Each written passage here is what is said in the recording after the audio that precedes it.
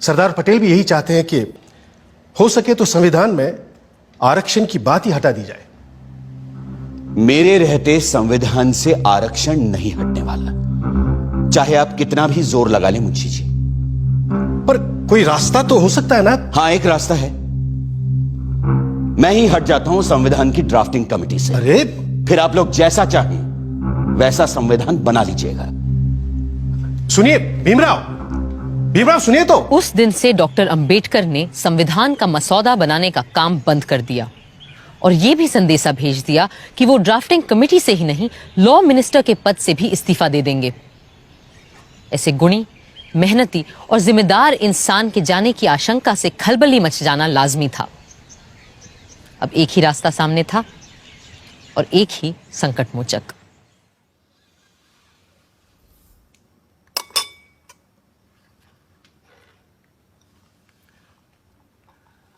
मुंशी जी की बातों से आप नाराज हो गए भीमराव?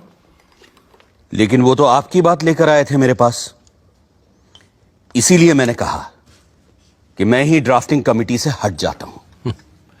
आप तो जानते हैं कांग्रेस क्या, पूरे भारत में दूसरा और कोई है ही नहीं जो हमारे संविधान को आकार दे सके।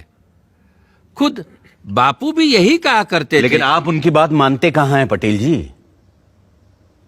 गांधी जी पिछड़ों को रिजर्वेशन देने की मेरी तजवीज से सहमत थे।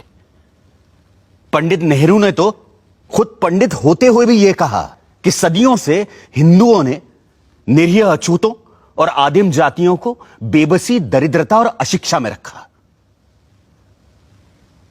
फिर अगर हमें उन्हें सबके साथ बराबर लाना है तो हमें उन्हें स्पेशल ट्रीटमेंट देना ही होगा।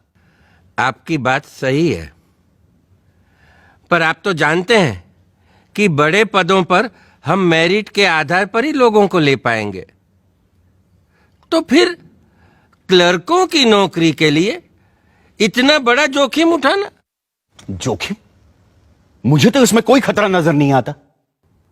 खतरा यह है कि अगर हमने एक विशेष वर्ग को आरक्षण दे दिया तो बाकी के लोग भी आरक्षण की मांग करेंगे और भारत भर में जातिवाद का यह जहर फैलता जाएगा।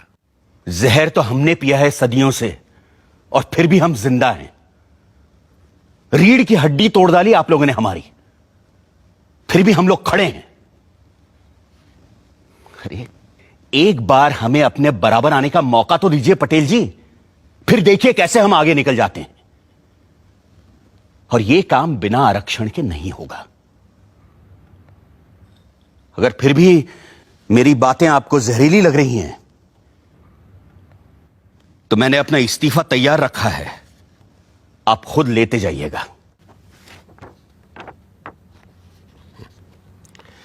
मैं बड़ा जिद्दी आदमी हूं अंबेडकर जी, लेकिन मूर्ख नहीं हूं, किसान हूं। देखकर ही बता सकता हूं कि कौन सा बीज कल मुझे अच्छी फसल देगा।